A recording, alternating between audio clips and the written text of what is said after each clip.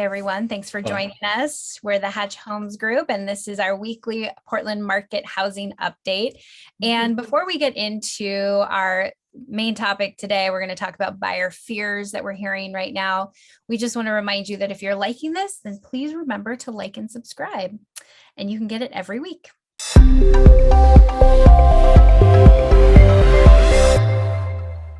So today we're going to talk about something that is we're hearing a lot right now, and that is a lot of buyers are putting the feet on the brakes with home buying. They're afraid of what's happening in the market.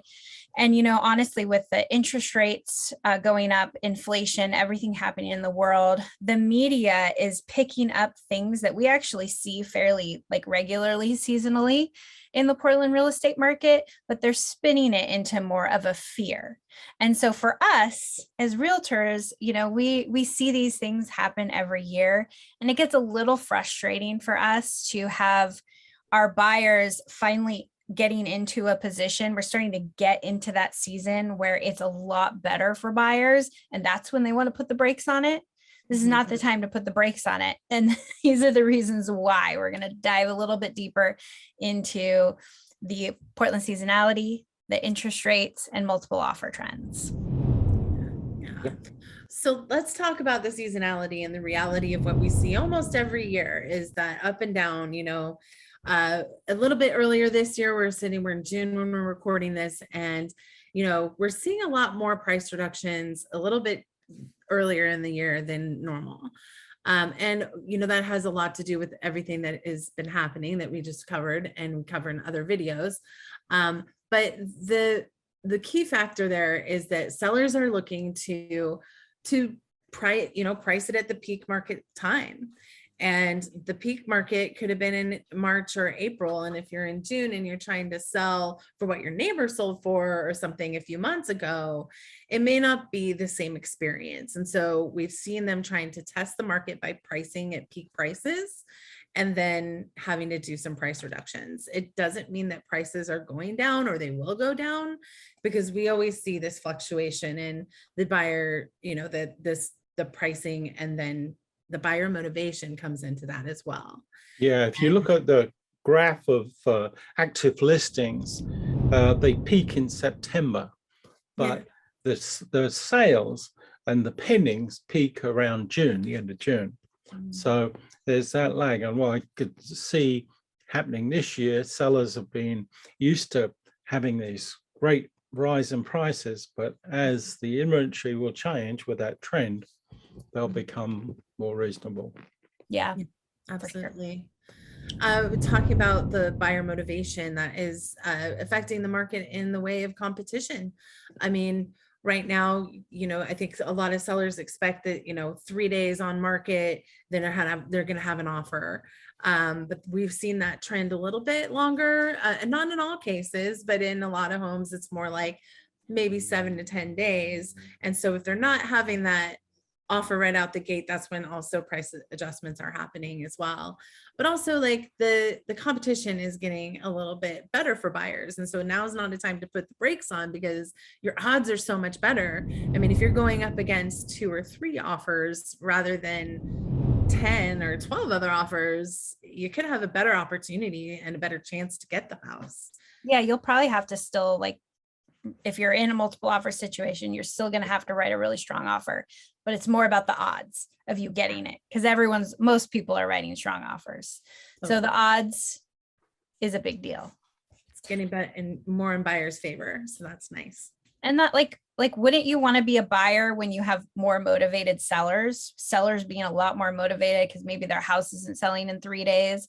I mean, I just got a closed sale for 60,000 under list price. You know, we've got some other sellers that really don't want to lose the sale, so they're doing a ton of repairs, like things that weren't really happening in the first quarter. And so that's why wouldn't you want to buy when it's better for you?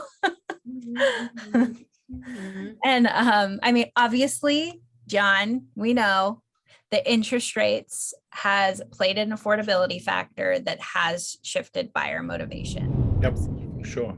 Yeah. And talking of interest rates, the Feds meet 8 times a year, and they're going to meet this month, June 22. They're going to meet in the middle of June, and they're going to meet again in the end of July. And the government is determined to get on top of inflation. So those interest rates, that's the main tool. So the interest rates are going to go up, just like the whole of the Western world, most of the countries, Canada, Mexico, England, Australia, everywhere it's going. Everywhere. They've got similar supply problems.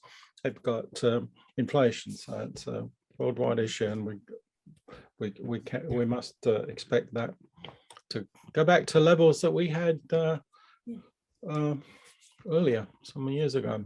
Yeah, like 2017, 2018 are kind of like we were in like 5 or 6% interest rates where we are right about now in June 2022. So they always go up and down as well. And it's going to be hard. I don't really think we're ever going to see them go down below 3% again. Like that wasn't sustainable. So we know that's changed, and that's changing the trends. But also remember that like recession does not equal housing crisis. So putting your foot on the brakes of like buying a home is not the time for that. Well, just back to interest rates, there's a lot of buyers right now that, yes, interest rates are higher, but they're choosing to do 5-10 year ARMs for lower interest rate. And then they're also doing planning just to refinance, like sure, like interest rates probably won't go as low as they were, which was basically free money, but they could definitely go maybe a point lower, Yeah. And so that's always a good time to refinance. And then if you also put your, if you have a little more cash, you can pay your interest rate down and you can get that interest rate that you want. Obviously you need more cash to do that. There are options. That's the point. Like there's options. Yeah. And then, definitely the fear of the crash is really huge. And as, we talked about a bit, and we've got lots of other videos where we talked about this in more depth.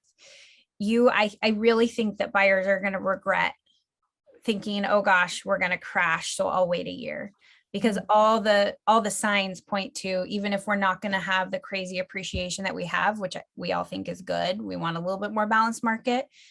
Prices are still, like almost every single expert is saying, they're still going to go up. So even if it only goes up 5% appreciation in the next year, you waiting is going to be 5% more expensive, right? Yeah. So I just, I don't know why you would listen to that advice when all the experts are saying, just because they're afraid of the recession, and recession does not equal housing crisis. So go back, tune into those other videos where we talked about a little bit more in depth. Yeah. Bottom line here is, don't sit quietly in your fear. Like it's easy to do that. I understand, especially with like the weight of the world. However, we're here to talk through your fears about buying or selling a home. That's what we do best, and we want to help you. So definitely reach out and like and subscribe. Again, thank you so much for tuning in. Have a good week. Run.